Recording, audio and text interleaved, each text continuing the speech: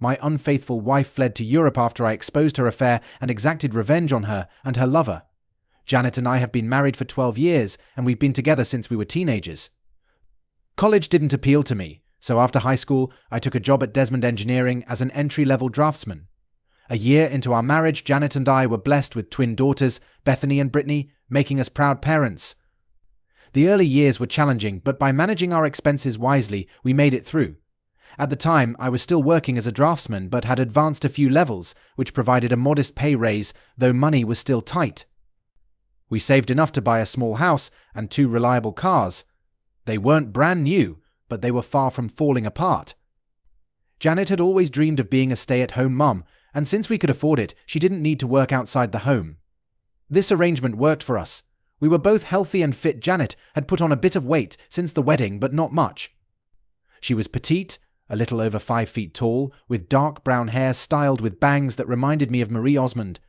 As for me, I still looked much like I did when I played right tackle in high school, big, but not out of shape.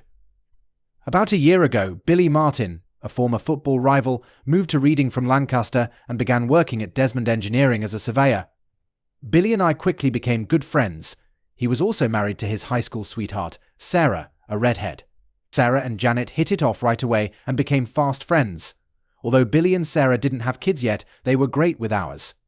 Billy and I would hang out when we weren't working, enjoying some time away from the family. Janet and Sarah did the same, spending their time shopping, going to parties, and attending club meetings, while Billy and I looked after the kids and watched TV. Sarah got a job as a secretary at Gilbert Engineering, which was close to our town. About 6 months ago, I began noticing changes. The PTA meetings, which used to be monthly, suddenly became weekly, even though Sarah didn't have children. She always went with Janet. The number of Tupperware and Magic Chef parties they attended seemed to increase every month, yet they never bought anything. They also joined a book club, though they rarely read any books. On weekends, they would go shopping for hours and come back with almost nothing. Meanwhile, Janet's fancy lingerie collection was growing, though I never saw her wear any of it. These observations began to worry me, but I kept quiet because Billy seemed unaware and I didn't want to cause trouble. One night, after I put our daughters to bed, Janet came home from a basket party. She showered before leaving with Sarah and again immediately after returning, which struck me as odd. While she was in the shower, I decided to go through the laundry and found a pair of black lace underwear. It made me wonder who would wear such an item to a basket party. Normally, I wouldn't dream of looking through my wife's clothes, but that night, curiosity got the better of me and I noticed the underwear was damp and sticky. I slipped it into my pocket. I had never snooped through Janet's purse or phone before, but that night I felt compelled to check. Her call history for the past week was still there, and most of the calls were to Sarah. However, there were also multiple calls to and from numbers saved as KC, KHHHHH, and KW. I didn't know who these were at first, but I guessed that C stood for cell, H for home, and W for work. In her contacts, Sarah's numbers were labeled similarly Sarah C, Sarah H, and Sarah W. Her work number had an extension, and when I compared it to the KW number, I realized they matched, except for the extension. It became clear that Janet had been in touch with someone at Sarah's workplace, likely introduced by her. Since Gilbert Engineering was closed, I decided to use Janet's phone to dial the KW number. The voicemail of Ken Sanders answered, explaining he was away from his desk but would return calls. I quickly hung up after hearing the message, unsettled by how simple it seemed. That's when Janet peeked in, asking if I was going to bed soon. I told her I might finish my book or fall asleep on the couch, though I had no intention of heading to bed that night. The night was filled with restlessness as I lay awake, wondering if I'd made a mistake or what I could have done differently. Despite trying to focus on the future, my thoughts kept returning to the past. It was futile, and time seemed to crawl. I decided not to blame myself for what had happened or what might happen next. The following morning, I woke up to the sound of our daughters preparing their own breakfast, a self-sufficiency Janet had encouraged and which was proving effective. As I got up, Janet reminded me that I had work, but I surprised her by saying I wasn't going due to personal issues, which was rare for me. Feeling drained, I mentioned needing a shower, leaving Janet confused. By the time I returned, the girls had already left for school. I grabbed a coffee and sat down across from Janet at the table. She glanced up, expecting something but not sure what. I got straight to the point. I want to know about the affair you're having. I wasn't in the mood for subtlety, and I didn't expect her to just admit it. Really, John? Is that why you've been so down? Do you honestly believe I'm having an affair? She asked, trying to sound incredulous. Yes, I do. Now let's talk about it, I pressed. We've been together for 12 years, John. Why would you think that she questioned? Janet, I'm busy today, and I don't have time for games. Just tell me about the affair, I insisted. She sighed heavily and leaned forward. John, you're imagining things. There's no affair. I'd like to believe you, but I can't, I replied, still doubtful. She leaned back, sipping her coffee with confidence. What do you want to ask me, John?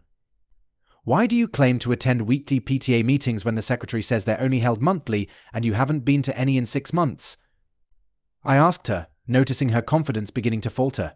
What are you talking about? She stammered, her confidence slipping away. You and Sarah claim to go to these PTA meetings every Tuesday. Why lie about that? I pushed harder. After a moment's pause, Janet finally admitted, I'm sorry, John. Tuesdays are actually ladies' night at Rosie's Cantina. Sarah and I have been going there for the 2-for-1 margaritas. We didn't want you and Billy to worry about us getting into trouble. So we kept it to ourselves. It was a mistake, and I apologize. From now on, we'll be more open. Well, Janet, I'll definitely be checking that story. I'm sure Sarah will back you up, but I wonder what the staff at Rosie's would say. John, you're blowing this out of proportion, she responded. Why do you shower before and after these parties? What are you trying to wash off when you come back? I asked. She hesitated before replying, a lot of women there smoke, and I don't like the smell sticking to me. And the fancy lingerie for Tupperware parties? You never dress like that for me unless it's a special occasion. What's the reason for that? I pressed. I don't have a good reason. I guess I just like feeling dressed up when I go out, she answered, sounding unconvincing. I was losing patience with her evasiveness, and my anger started to rise. These are the underwear you wore last night, I said, tossing them onto the table. They were damp and sticky when you got home. Don't try to play this off as something insignificant. Janet looked uneasy, avoiding eye contact, clearly struggling to find words. Why did you come home wearing underwear like this, Janet? I need a real answer. Enough, John. I can't handle this anymore. We've been married for 12 years. Why are you doing this to me? Her denials and lies were becoming too much to bear. In my frustration, I threw my coffee cup, shattering the microwave door. That finally got her attention, revealing an expression I'd never seen before. She had never witnessed me this furious. I leaned forward, making sure I had her full attention, and raised my voice more than usual. Who is Ken Sanders? She quickly stood up and retreated to the sink, trying to create some distance between us. For the last time, who is Ken Sanders? I demanded. A friend. He's just a friend, she replied, visibly shaken. Did you sleep with him? I asked firmly. Yes, I did, she admitted. Did it happen last night? I continued. Yes, it did, she confessed. Please, John, stop. I'm sorry. Just stop, please, she begged, tears streaming down her face as she stood by the sink. I poured myself another cup of coffee and was about to sit when Janet's phone rang. Her eyes darted between me and the phone, panic clear on her face.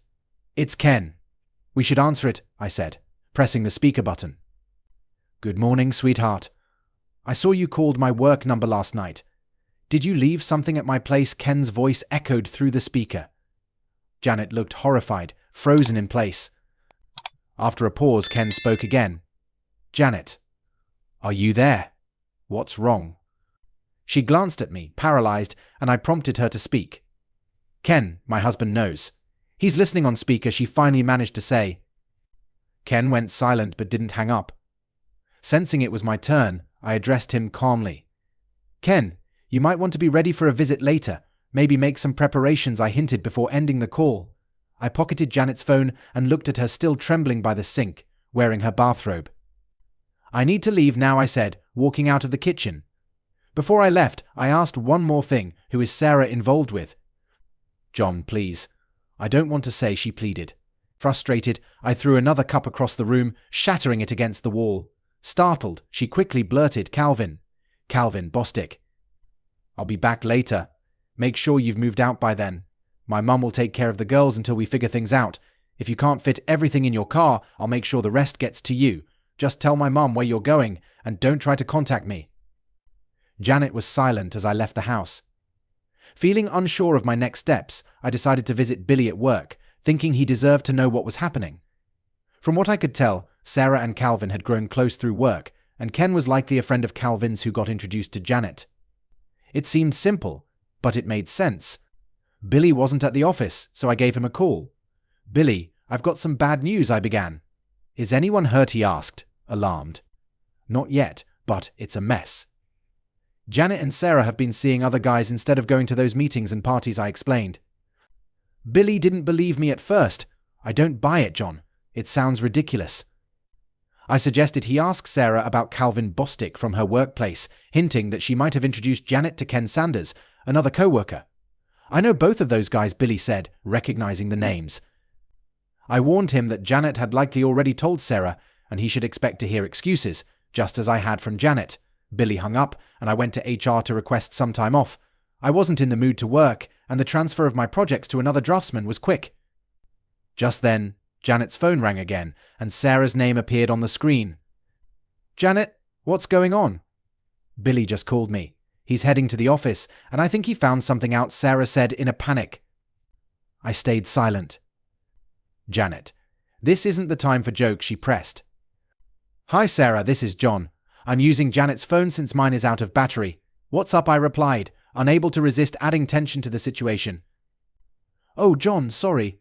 I thought it was Janet." "I'll call her at home," Sarah stammered. "Don't bother. She's busy packing," I informed her. "Packing? What do you mean?" Sarah asked, confused. "She's moving back with her parents for a while," I explained. The silence on the other end was deafening. "I suggest you let Calvin know Billy's on his way. He might appreciate a warning," I added. "Oh no, this is really happening," Sarah muttered before abruptly hanging up. I couldn't believe the nerve of it all.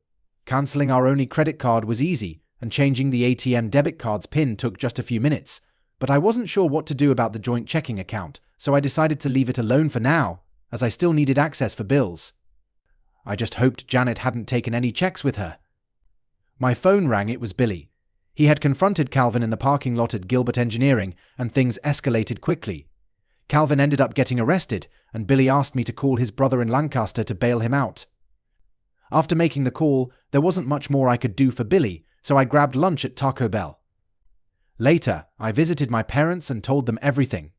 My mum agreed to help with the girls, staying at my place during the week and having the twins over on weekends. Next, I decided to pay Ken Sanders a visit. At Gilbert, the drafting team was eager to talk about the morning's drama. They had watched Billy tackle Calvin in the parking lot before Calvin could reach his BMW, pinning him against a car and hitting him. Security had a hard time breaking it up, and eventually they had to use a taser on Billy. Both Billy and Calvin were taken into custody, with Calvin requiring medical attention. I found out where Ken Sanders' cubicle was, but it was empty. He had quit that morning. Sarah's desk looked untouched, so it seemed she was still working there. Not long after, I had Ken's home address in hand and headed there. I found a small ranch-style house with a white Lexus parked out front, its trunk and doors open. As I approached, Ken appeared, carrying a load of clothes. The moment he saw me, he dropped everything and bolted back inside. I tried to chase after him, but I tripped over the scattered clothes, only to catch a glimpse of him escaping out the back. His panicked reaction made me laugh. I decided not to worry about the checking account for now since I still needed it to pay bills. I just hoped Janet hadn't taken any checks with her. My phone rang, and this time it was for me. Billy had confronted Calvin Bostic at Gilbert Engineering and managed to get him arrested in the parking lot. He asked me to contact Calvin's brother in Lancaster to arrange bail. After making the call, there wasn't much more I could do to help Billy, so I grabbed some lunch at Taco Bell. Later, I visited my parents and filled them in on everything.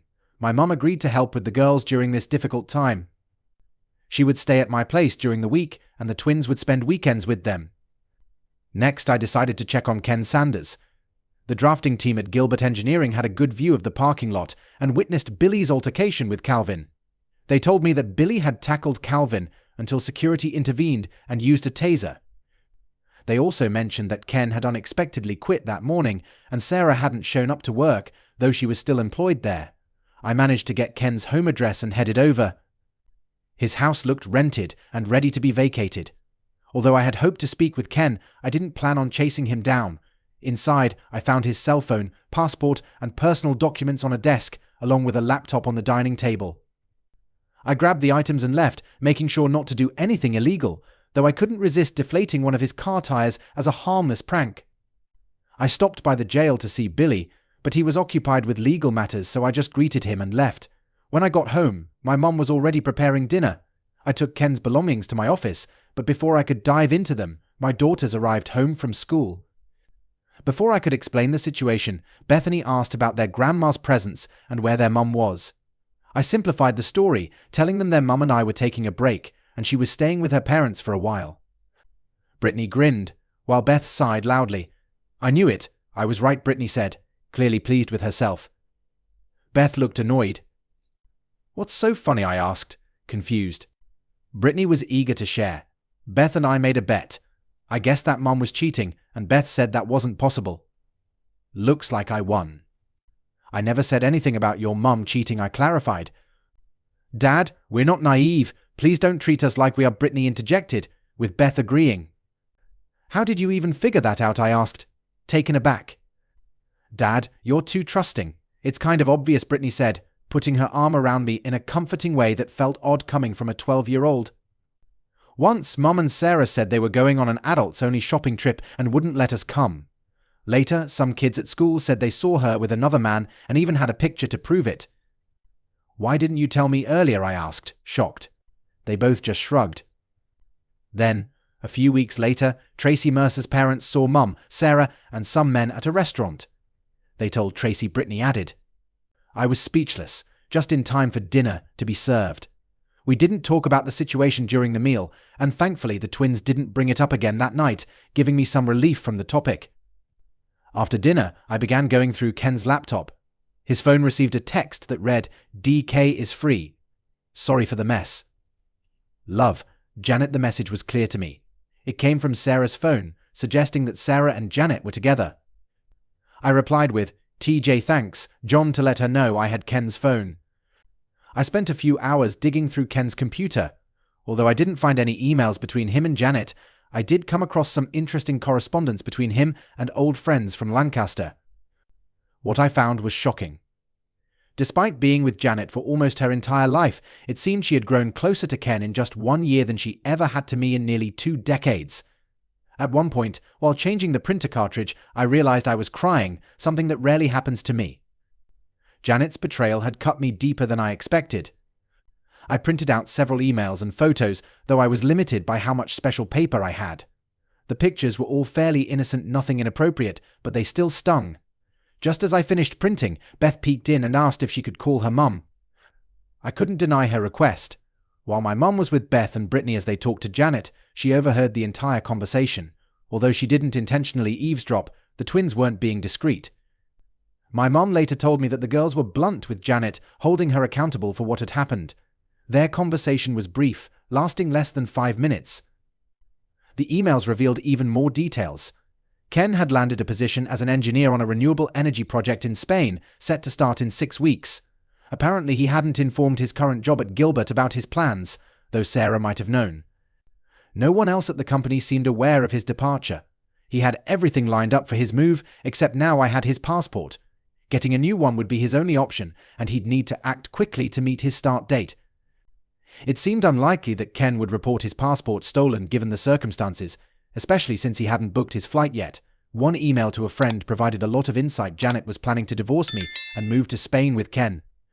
She anticipated that I wouldn't let her take the twins abroad, so her plan was to have me declared an unfit father to prevent me from gaining custody or visitation rights. This was Ken's account in the email, but I wished I had something directly from Janet. I printed several copies of the email for safekeeping. Later that night, after my mum dozed off while watching TV, I suggested she head to bed, as the girls were already asleep. I ended up falling asleep on the couch, surrounded by empty beer bottles. The next morning, the smell of freshly brewed coffee and sizzling bacon woke me up. My mum always made a fantastic breakfast. By the time I joined the girls at the table, they were nearly finished with their cereal, teasing me playfully.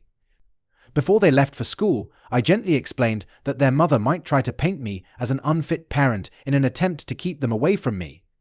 I assured them that I wanted shared custody because their happiness was my priority, and I wouldn't give up my role in their lives. It was important to be honest with them without making them feel like they had to choose sides. Dad, we're sharper than you think. Don't stress. We love Mom, but we won't let her hurt you or you, as they assured me. Brittany gave a mischievous grin while Beth offered a supportive thumbs up as they headed out the door.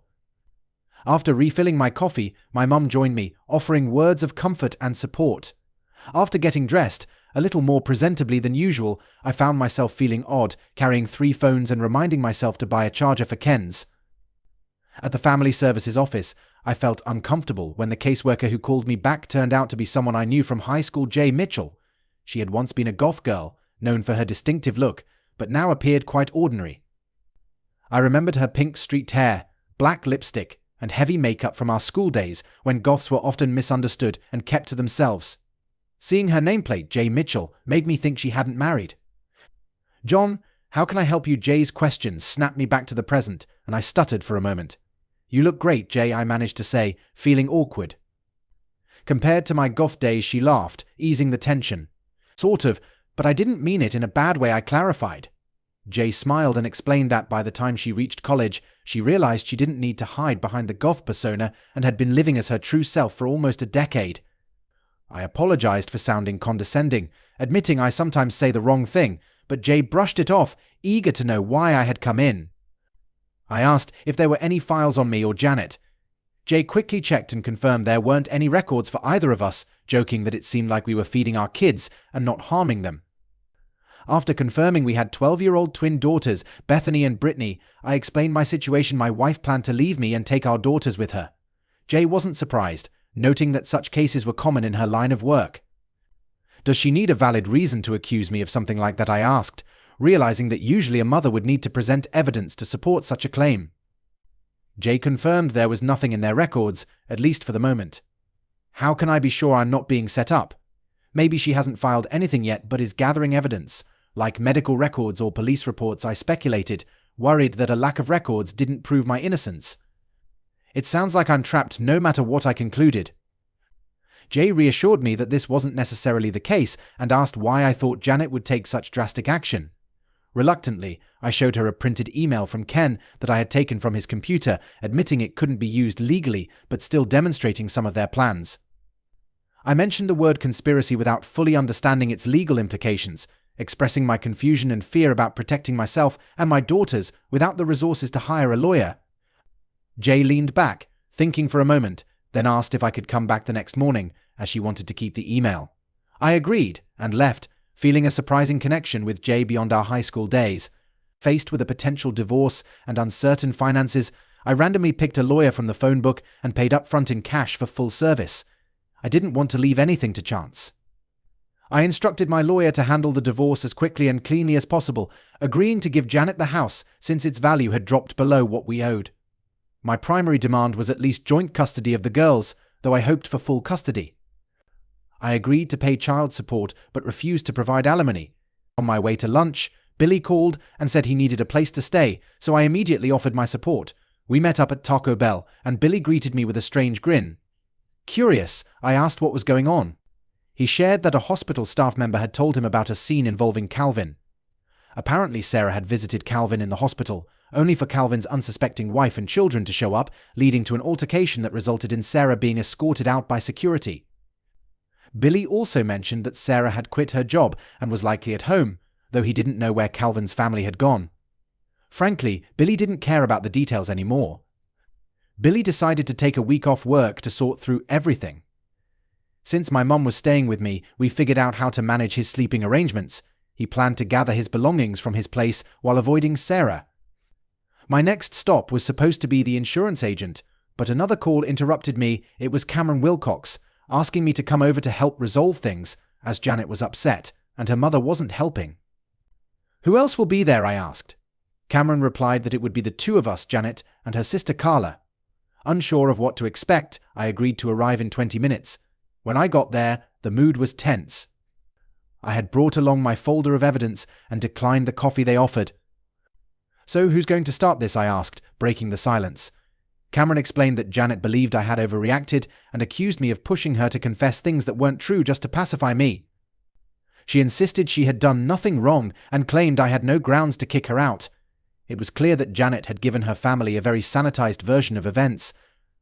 While I understood she might not want to confess her affair to her parents, I was frustrated that she was trying to shift the blame onto me. "What exactly do you expect from me?" I asked, growing more impatient. "Are you expecting me to expose her lies or admit to things I haven't done?" I asked, seeking clarity. "I'm just hoping to clear things up with some facts," Cameron replied. "What has she said about the guy she's been seeing?" I questioned further. Cameron explained that Janet denied having a boyfriend and claimed any interactions were innocent gatherings misinterpreted by me. "In the last month, she's had over 80 calls with this friend. How often has she called you or her mum in that time?" I pressed, and both Cameron and Carla glanced at Janet, who avoided making eye contact. "Does this sound like just a casual friend?" I challenged, pulling out Ken's phone. "Carla, can you read this text Janet sent?" Right after I confronted her, I handed Carla the phone, which displayed a message Janet sent to Ken expressing regret. Carla read it and handed the phone back without a word. "Does this seem casual to you?" I asked. Silence filled the room. A few weeks earlier, Janet and Sarah had claimed they were shopping at the King of Prussia Mall. The girls had wanted to go along but were told it was an adults-only outing. "Here are some pictures from that day," I said, showing Cameron 6 photos, none of which matched their supposed occupation. Everyone seemed unsettled, especially since it was clear the images didn't align with Janet's story. "That looks like Noble's Grove, not the King of Prussia Mall," Martha, who had been silent until then, pointed out. "Janet, in every one of these photos you're clinging to this man. This isn't how you act with just a friend. What were you thinking?" Janet started crying, caught off guard by the pictures.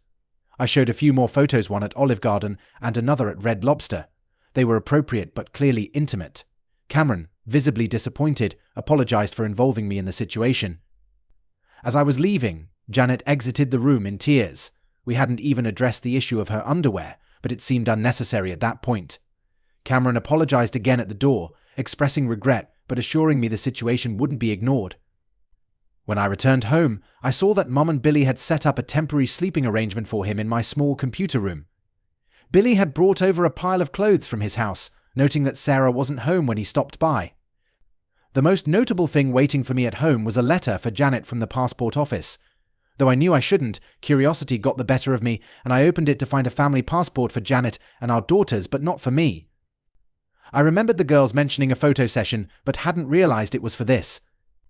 I immediately called Cameron to let him know that Janet's passport had arrived. I told him she could have it, but only if she sent Ken to pick it up from me directly. Normally I'd have been at work and would have missed the mail, but I was home that day by chance. Cameron mentioned that they had already asked Janet to move out and didn't know where she was staying, indicating that her family was just as upset with her. He promised to relay my message about the passport. The dinner that night was lively, mostly focused on the twins. "A lady from Family Services visited us at school today," Bethany said, with a mischievous tone. I asked for details and they told me they had spoken to Jay, the caseworker, who had also gone to our high school. The girls teased me, suggesting that Jay must have had a crush on me since she spent over an hour talking about me. Our meal was interrupted by a call from Carla asking to meet at McDonald's. Over coffee, she tried to present Janet's side of the story. She admitted up front that Janet's explanations didn't fully make sense to her, and it seemed like she was preparing excuses rather than offering answers. I acknowledged her honesty, and she urged me to hear her out. Carl explained that Janet blamed everything on Sarah. According to her, Sarah's affair with Billy had seemed thrilling and romantic, something Janet felt she had missed out on, having only known stability and love with me. When Ken Sanders joined Gilbert, Sarah encouraged Janet to join them for drinks and meals. During these outings, Sarah and Calvin would often sneak away together, leaving Janet alone with Ken. This eventually led to an affair between Janet and Ken, which quickly escalated. Janet had been swept up by Ken's adventurous stories and ambitions, even agreeing to move to Spain with him. However, she struggled with the idea of leaving the twins behind, knowing I wouldn't allow her to take them abroad. She had even considered trying to portray me as an unfit father. Carla explained that Janet now realized her mistake, especially after seeing how much more attached the girls were to me. Janet was now willing to agree to a straightforward divorce as long as she didn't try to take the twins. Carla also mentioned that Sarah had returned to her parents' home, prompting Billy to move back to his house temporarily, with plans to either sell or rent it. Billy spent the morning sorting out his financial and legal matters, including a visit to Gilbert to seek compensation, though the lack of a fraternization policy made it a challenging case. Lastly, Carla told me that Billy had discovered Calvin was being discharged from the hospital. He ran into Calvin's wife, who was handling the paperwork. Before Billy could leave, Calvin's wife approached him, explaining her efforts to have Calvin drop the charges against him. She even thanked Billy, surprising him by admitting her long struggle to help Calvin change. After Carla left, I ended up sitting on the front porch with a beer. My mom joined me with a meatloaf sandwich and a beer of her own, silently keeping me company. She mentioned that Dad would be coming over for dinner and staying the night. When Jay Mitchell arrived, my mom went inside. Jay sat with me but declined the beer I offered. After a quiet moment, she revealed that she had just served Janet with the divorce papers and that Janet was extremely upset, now staying with her sister. Finishing my beer, I voiced aloud my confusion about why I felt so terrible about everything. Jay replied thoughtfully, saying that in these situations, there's no real victory, just outcomes that are less awful. I considered grabbing another beer, but decided against it. Instead, I asked Jay if she could talk to the twins about everything. I worried that anything I said might come off as negative toward their mum and drive a wedge between us. Jay agreed to come by that evening around 7 to speak with them. As she left, she paused, looked back at me, and gave a smile, which felt like a small sign of hope. That evening, Jay spent quite a bit of time with Beth and Britt, gently explaining the situation. Meanwhile, Billy and I focused on clearing out his house of anything that reminded him of Sarah. After that, Jay started visiting regularly, becoming a familiar presence in our lives. She began spending as much time with my mum as she did with my daughters, and I noticed she was somewhat avoiding me. I didn't mind, but I was curious. One night, after putting the girls to bed, she came and sat beside me. Before I could say anything, she asked if I had any wine. I awkwardly admitted that all I had were wines with screw tops, not corks, which made her laugh. She requested red wine, and even though it was more of a jug than a bottle, she didn't seem to care. As we drank, I finally asked how long she would need to keep seeing the twins. She clarified that she wasn't really there for the girls, but to see me, which left me confused as she had barely spoken to me during her visits. I thought she had been intentionally keeping her distance. She laughed off my concern about any fraternization policies and jokingly suggested I ask to see her tattoos. Surprised, I asked about them, and she teased that finding them would be more fun, especially with more wine. We both laughed as I refilled our glasses. The search for her tattoos turned out to be quite an adventure, especially since we had to stay quiet to avoid waking the girls. The fourth tattoo was in a very private spot, and I took my time admiring it until she gently pushed me away, deciding that was enough for the night. She left early the next morning before the twins woke up, but I couldn't shake the feeling that they somehow knew what had happened. I instructed the lawyer I had found in the phone book to finalize the divorce papers and send them to Janet. She would have to either accept my terms or deal with it on her own. She was staying with Carla when the papers were delivered, but I didn't hear anything back, not even a phone call. Weeks passed without a word. Meanwhile, my dad's health began to deteriorate, which caused my mom to spend more time with him than at my house. When school ended, the twins stayed with her over the summer, and by the end, my dad had moved into an assisted living facility. Billy and I helped my mom prepare our family home for sale, and she moved back in with me. Throughout the summer, Jay continued to visit the girls at my mom's place, and she began staying over at my house several nights a week. The girls enjoyed going out to eat and spending time with her, and I was pleased they were getting so much attention. I no longer felt any jealousy. It was clear the girls understood what was happening between Jay and me. Janet barely called the twins once a week at most, and when she did, the conversations were brief and felt forced. Often, the girls didn't even mention the calls to me. Billy finalized his divorce from Sarah, but I wasn't entirely sure about the status of mine. Billy was eager to start a surveying business and wanted me to join as a partner, but I didn't have the money to invest. My mum stepped in to help, having realized that Medicare would eventually cover my dad's expenses. She saw it not just as helping us out, but also as investing in our future. Within 3 months, Billy and I had successfully launched our surveying business, where my drafting skills came in handy for creating plot drawings. When school resumed, Janet unexpectedly met with the twins instead of them seeing Jay at the guidance office, which disappointed them. Despite trying to be polite, their meeting with Janet was tense. She expressed her love and regret for how things had turned out, mentioning her plans to visit Spain and promising to send postcards, make birthday calls, and send Christmas gifts. The girls were upset after she left. Janet didn't inform me about her departure, but her parents visited the following week to apologize for her actions without making excuses. They expressed a desire to remain part of the twins' lives, and I was open to that. Carla, caught between her sister and parents, was too embarrassed to face me. My divorce was finalized 2 months later, and to celebrate, Jay and I enjoyed a rare night out at Red Lobster, leaving the twins at home. They seemed fine with it, maybe even happy for us. We ended up staying overnight at the local Holiday Inn. When we returned home at 10 the next morning, the twins were visibly excited. They didn't say much but wore huge smiles all day. A year into running our business, my father passed away.